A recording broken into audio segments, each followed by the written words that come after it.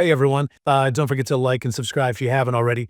We're diving into something today that might seem kind of, well, a little dry at first glance, but I think it's actually super interesting and really important, especially if you happen to live in rural Oregon. We're talking about potential federal job cuts. And the thing is, some folks are saying these cuts, well, they could actually hit rural communities harder than just about anywhere else. Let's unpack this whole thing a bit. Early in 2024, Oregon had almost 30,000 federal jobs, which got 1.5% of all the jobs across the whole state.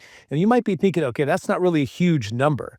But here's where it gets really interesting. These jobs aren't evenly spread out across the state. They're concentrated in certain areas. I'm talking about places where a single federal agency, like just one, can be the biggest employer in the whole town. So imagine this for a second. Live in a small town, maybe somewhere out eastern Oregon. You know the kind of place I'm talking about. Everybody knows everybody. And the whole local economy depends on just a few key employers. And one of those employers, let's say it's a National Forest Service office or a Bureau of Land Management field office, suddenly starts laying people off. What happens then?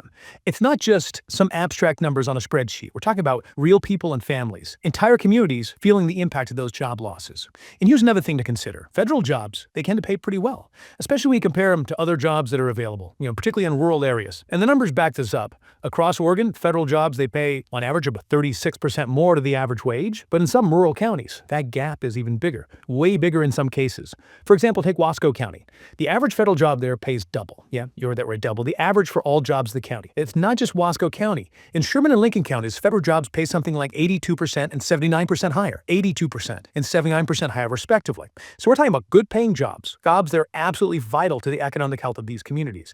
And now those very jobs are potentially on the chopping block. So the big question is why? What on earth is driving these potential cuts? Well, it all boils down to a memo from the Trump administration. And this memo basically directs federal agencies to start planning for job cuts and consolidation as a way to reduce government spending. The basic argument in the memo is that the government is too big, it's too inefficient, and it costs taxpayers way too much money without actually delivering real results for everyday Americans. Now, you might be thinking, okay, so what did that have to do with rural Oregon? Well, here's the connection. If the ultimate goal is to shrink the size of the federal government, then agencies that have a really large presence in rural areas, like those land management offices that we just mentioned, will become prime targets for cuts. And this memo isn't just some vague suggestion. It lays out a very aggressive timeline for action.